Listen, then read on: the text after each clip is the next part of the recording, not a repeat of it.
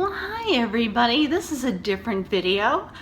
I'm sitting on the floor. I'm on my iPhone and trying to figure out a way to make a video.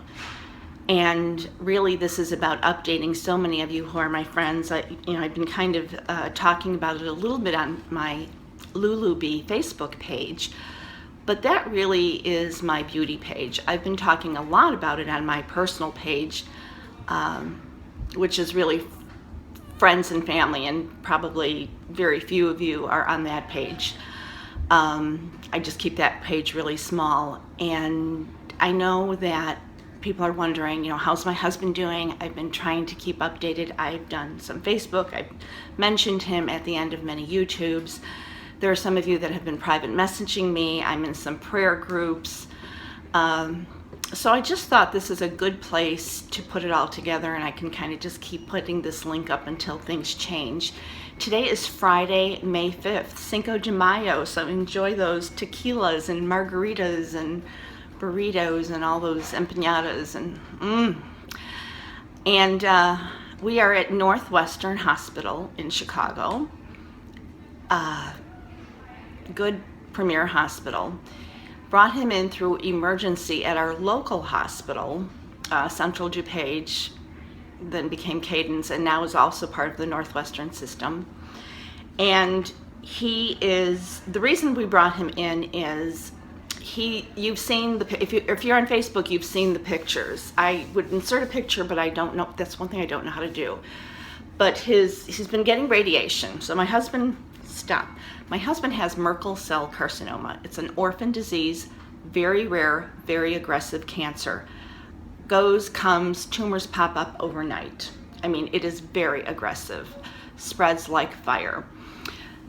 Orphan disease, so there's no FDA protocol. They'll try chemo, they'll try radiation, they'll try to, if possible, remove the tumor, but none of it works. So it's it's like 1,600 people a year get this, and clearly if research dollars are going to go anywhere, they're going to go where they're going to do the most good. Of course, those with Merkel cell want those research dollars, but that's a whole other debate, but I understand it. And there have been a few doctors that, for whatever reason, have gotten involved, very heavily involved in the research, and from them, great things have happened in the last 12 months, literally. If this was 5 years ago, I'm not sure where Vito would be right now.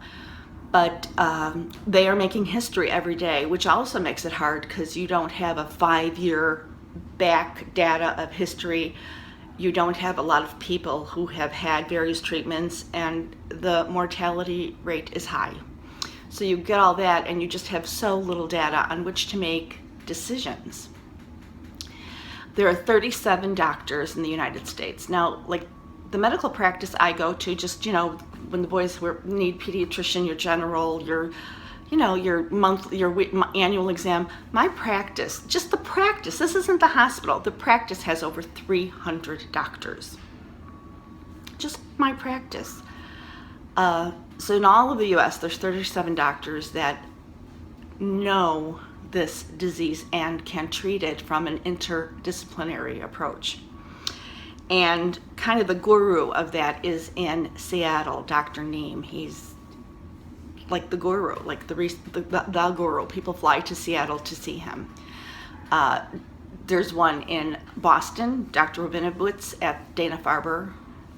There's another at Andrews down in Texas. But I mean, there's 37 of them. Well, 2 of them happened to be here at Northwestern, and so we found out the diagnosis. I immediately went into research mode, and everything I read said get a specialist because nobody knows what to do with this.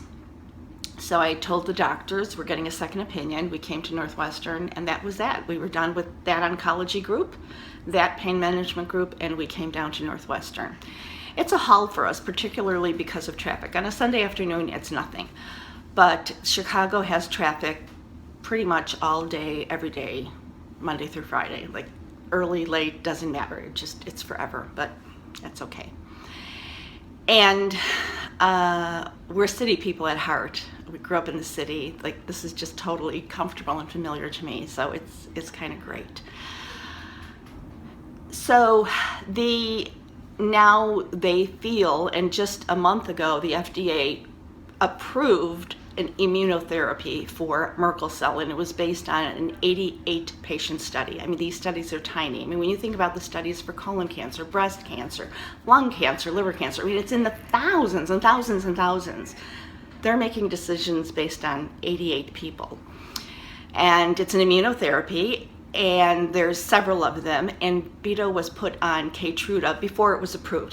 They were doing it off-label, and he should have responded. He had all the markers to respond. 80% of this cancer is caused by a virus, and the virus is dormant for decades and decades, like 50 years, decades. Who knows where that virus is picked up at? Playground, school, grocery store. It's a virus. And for some people, it just never blossoms, and for others, it becomes cancer. The other 20% they don't know. They're assuming sun exposure, because this is actually part of the skin cancer family. And so he had the right markers. He didn't have what is called a primary site, which is a good thing, if there is such a thing. And his PD1 XLMGO PQRST cells were at the right count. T cells, all this terminology. And for the little history we have, those on Keytruda have been highly, highly responsive, to the point of NED, which means no evidence of disease. He has been getting worse on Keytruda. He is getting more tumors. He has tumors in his lung, liver, stomach, gastric. There's something going on his skull, his chest, his hand, externally, lymph nodes everywhere. I mean, it's every scan. There are more tumors, and the existing tumors are doubling and tripling. So he is not doing well on Keytruda. You get an infusion every 3 weeks. He's had 5 infusions. Not to say that it won't finally kick in, but what we're doing this week is trying to decide. He finally got into a clinical trial. And we've been waiting and waiting and waiting for this clinical trial. There's only 6 or 7 people on it in Seattle. Northwestern finally was approved. You know, we've been waiting, and we've all been waiting for this, because for those that are not responsive to Keytruda, that are in stage 4, that are getting worse, this is an important trial. And there's all kinds of criteria if you've ever been in a trial. You have to be so many, like he has to be at least 3 weeks out of radiation. Within 2 weeks of starting, he has to have an MRI, EKG, CAT scan, urine, blood, you sign, a million releases. And the other stipulation, and this is important, is that once you sign the release, you cannot have any other treatment other than the trial. Well, he has gotten very bad this last week, and I brought him into ER because his hand, he has not been able to use his right hand since December, and it's always been swollen. Well, this some of you may have seen the pictures, this blistering from the radiation, it got really bad, and then his forearm became filled with these blood blisters, pus, just awful. So we've been taking care of it at home, wound care, the doctors have seen it, etc. Turns out, long story, not necessary, this was not from the radiation. This was Merkel cell lesions. That is cancer you're looking at if you're on my Facebook page. And his hand just overnight earlier this week, like doubled. He's always been swollen, it doubled. And this purpleness started spreading, not the lesions, but this purpleness started spreading. And I'm thinking, oh my goodness, there's no oxygen going to his limbs, or the blood flow is being cut off, and he lost all sensation in his hand. He had the ability to kind of do this with his hand, literally, and he could move his arm a little up. He lost all of that, and this purple thing and the ballooning, so I'm like, we're going to emergency, like, you're going to lose your hand if it's not getting oxygen. So they thought it was something called compartment syndrome, and it wasn't, thank goodness, because if it was, they literally would have had to slice his hand, his arm, and allow the pressure to go. And my understanding is you don't even close that wound for quite some time. But it was not. The orthopedic person looked at him. So we got him admitted for pain management and to watch him, and just to make sure, was it cellulitis? Sorry about that. A team of doctors came in, and I needed to talk to them, and they needed to examine Vito. Anyway, so they admitted him for pain management because it was really painful with the swelling, and also wanted infectious disease to take a look at him to make sure that it wasn't cellulitis. We just didn't know what it was. We didn't know what caused this all out of the blue. I mean, he's had this stuff for 3 weeks now, and the swelling's been forever, but overnight, like, what made it change so drastically?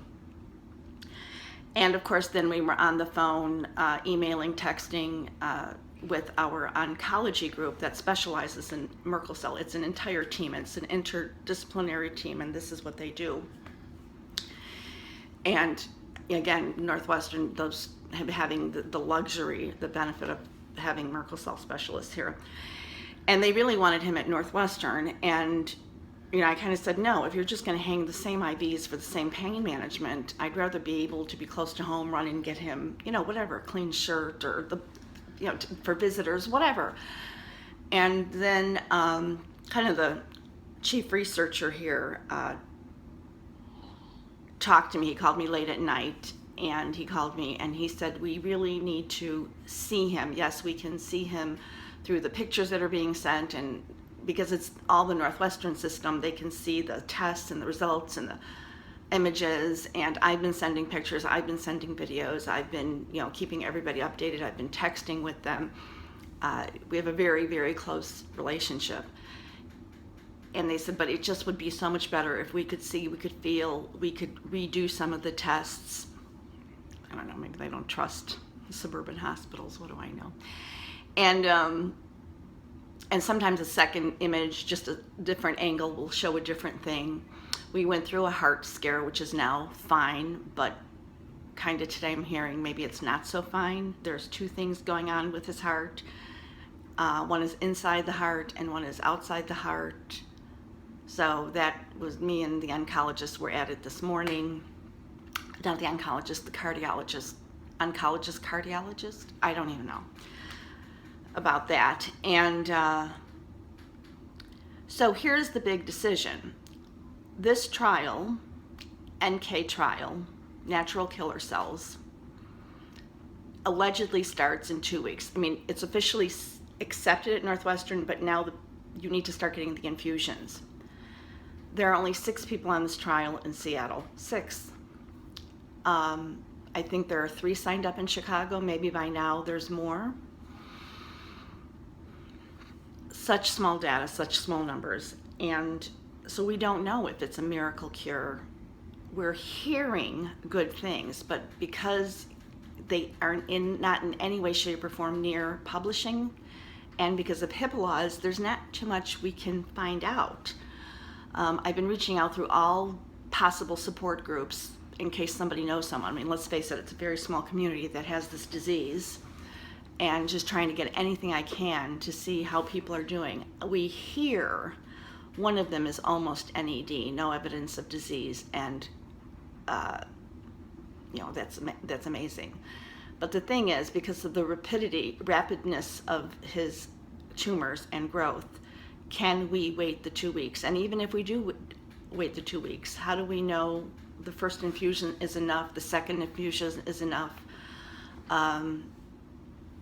We don't. So there's really a big powwow with all of us.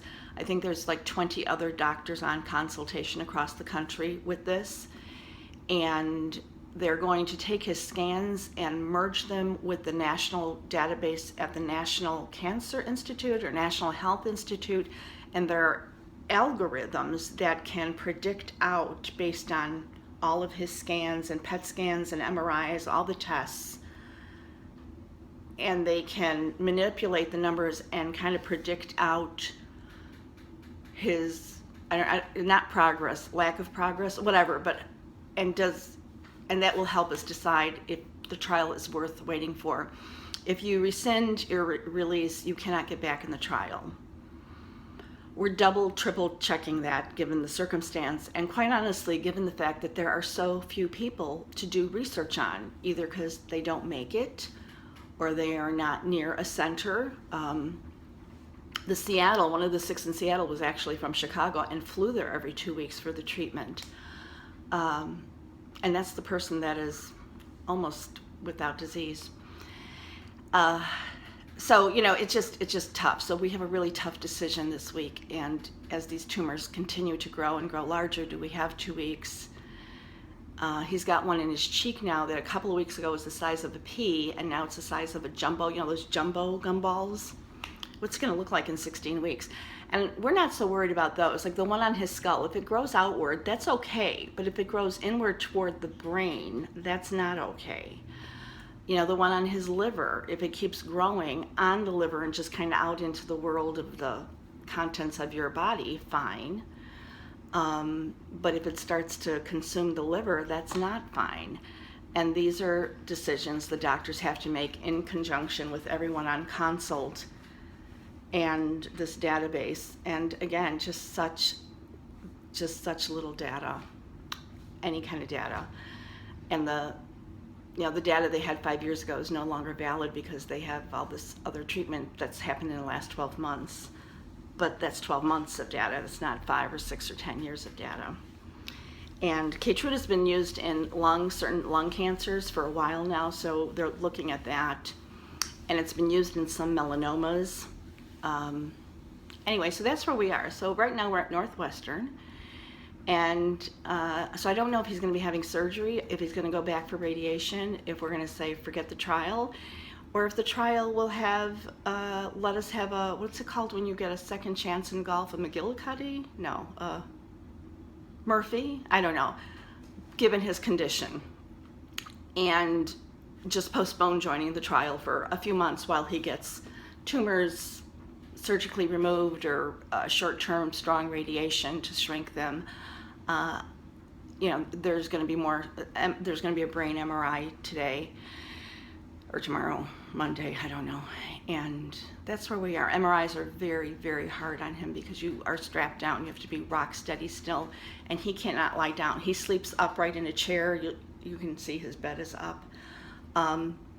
He sleeps upright in a chair because he can't, the shoulder can't, and then the burns were bad, and so to be flat, and then he's got this tumor thing on the back of his head that's very tender, so they probably, I literally said to them today, if there's going to be an MRI, there will be an anesthesiologist, and if I have to go to the president, I will, but you are not doing an MRI with him awake in that pain.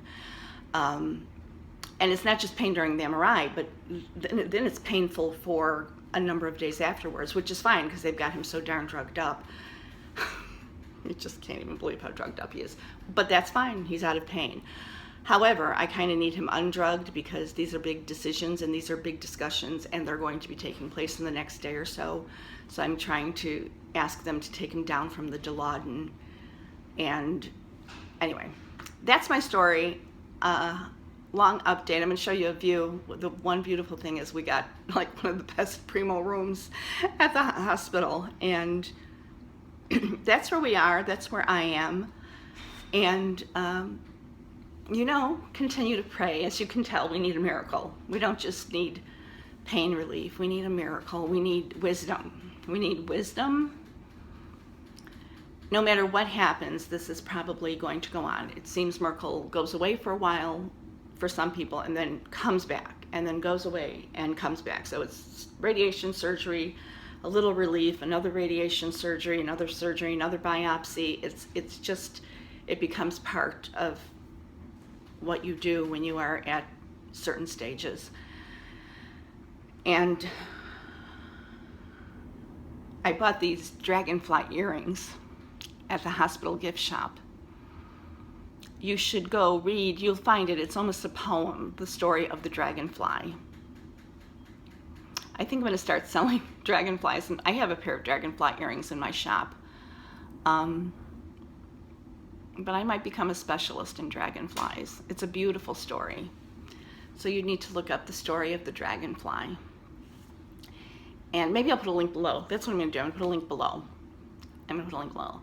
And thank you, everybody, for your continued prayers. Share this video. I'm trying to get to know people who have Merkel cell. You know, not everybody is a support group kind of person. I've joined everything I can. I'm reading a few blogs of people with Merkel.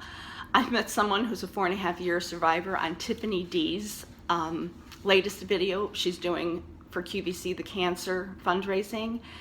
And I just happened to be reading that when I was in the emergency room, and someone replied to me and said, I'm a 4.5-year survivor of Merkel cell. I'm like, I need to talk to you. I met a woman from another video of mine who has an orphan disease. She lives in Australia, but again, an orphan cancer. She said you walk into a doctor's office and they're like, I have no idea what you're even talking about. Can you imagine in this day and age? But that's what this is. It's so rare. So if you share, I don't care, I don't monetize my videos at all. I really just, if you could share this, because maybe somebody will know Merkel cell and can make friends with me. All my contact information is below. And there's just, again, to talk to anybody about anything, about any idea, I'm starved for that. Thank you again.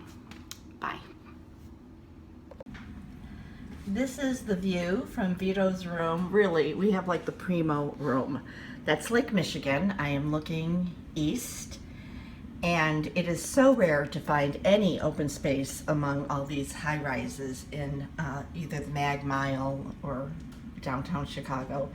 But here we are at Northwestern Hospital, and it's been fun watching the field. There were some folks last night, chilly, playing tennis. And now, I'm going to try to zoom in, I don't know if you can see, but people are walking their dogs. This dog's too little to see, and people are walking the track.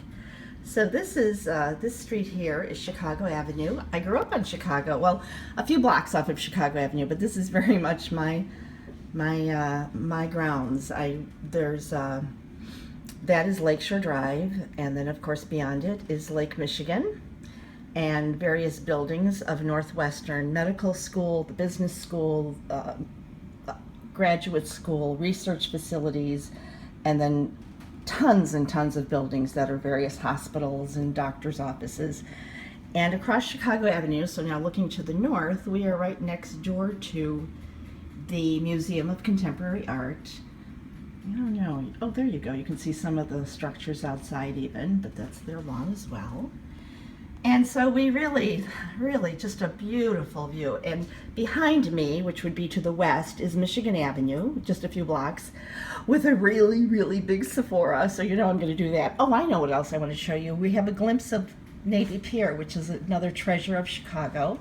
At the very end there is a ballroom, New Year's Eve activities, many large corporate functions, political functions, and even some very hoity-toity wedding receptions. Can you just imagine?